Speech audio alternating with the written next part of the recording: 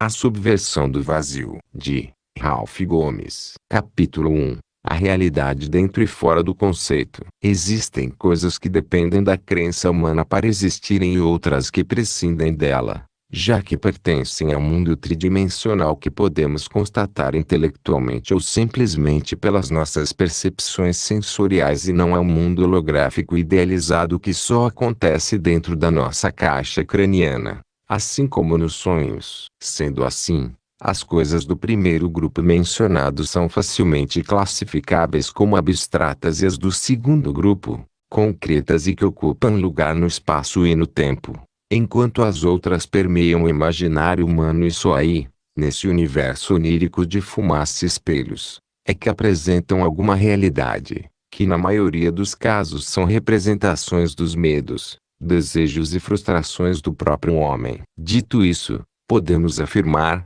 sem medo de errar, que o universo humano não está de forma alguma em fase com o mundo natural e obedece a regras próprias. Haja vista a estrutura psicológica e emocional dominante na maioria dos cérebros humanos e que faz com que nós sejamos a única espécie animal conhecida que cria sua própria realidade, desenvolvendo mundos abstratos e conceitos metafísicos que emulam a novela da vida diária e sem os quais nos veríamos desamparados, solitários, perdidos e sem identidade coletiva. Podemos nos arriscar a afirmar que absolutamente nada é verdadeiramente real na mente do homem, pois o conceito inventado coletivamente a respeito das coisas e das pessoas é sempre carregado de emotividade e de valores que só existem dentro da bolha conceitual humana. No interior do cérebro, o homem se crê experimentando a realidade exterior, apesar de só vivenciá-la realmente nesse confinamento interno de sangue,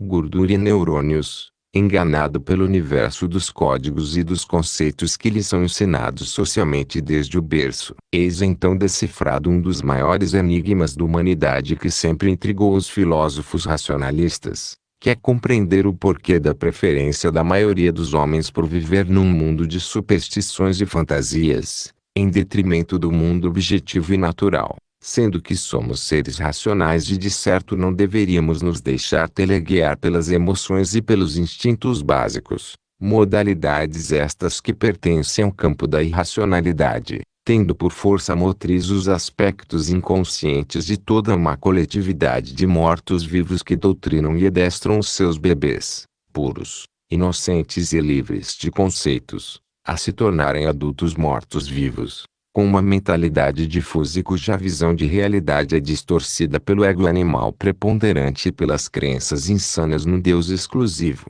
Então, acho que podemos concordar que é bem verdade que vivemos numa sociedade não de homens racionais e realistas, mas de zumbis mimados e altamente perigosos. Assim sendo, as formas de aquisição de informações através da crença, seja por ouvir falar, por respeito a alguma suposta autoridade, por conveniência social, por tradição ou simplesmente por preguiça mental, acabam sendo as formas cognitivas preferidas pela maioria. E parece que historicamente sempre foi assim, a ponto das pessoas infectadas por esse vírus intelectual devorador de neurônios crerem que certas coisas abstratas são mais reais do que as concretas, ainda que estas estejam diante dos seus olhos e as outras sejam incognoscíveis, como no caso das religiões espalhadas pelo mundo. Com certeza não vivemos numa sociedade de seres pensantes em termos de compreensão e apreensão da realidade objetiva,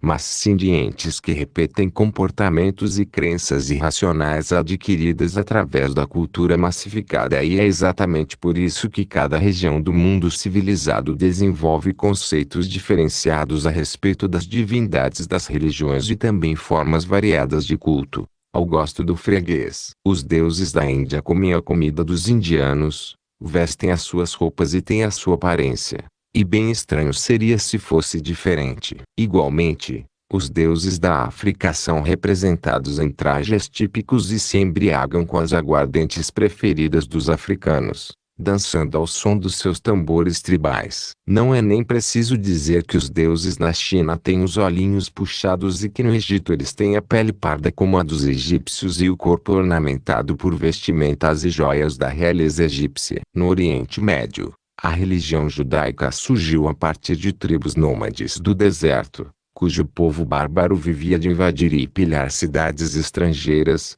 conquistando, através da violência, os povos que cultuavam divindades diferentes da sua, numa tentativa de lhes impor um Deus único, cujo culto surgiu pela primeira vez no Egito e depois migrou para a Palestina e outras regiões próximas, sempre tendo como recurso principal a violência extrema e a aniquilação da cultura religiosa local. Não devemos olvidar o fato de que toda religião é sempre exclusivista e egocêntrica, já que neste caso o consumidor do produto é também o dono da fábrica e tenta estrategicamente excluir os demais produtores, numa concorrência acirrada por poder e dominação de mercado, que mais parece um padrão viral, baseado na irracionalidade instintiva de destruir o que é diferente para sobreviver, se reproduzir e, enfim, impor o seu padrão.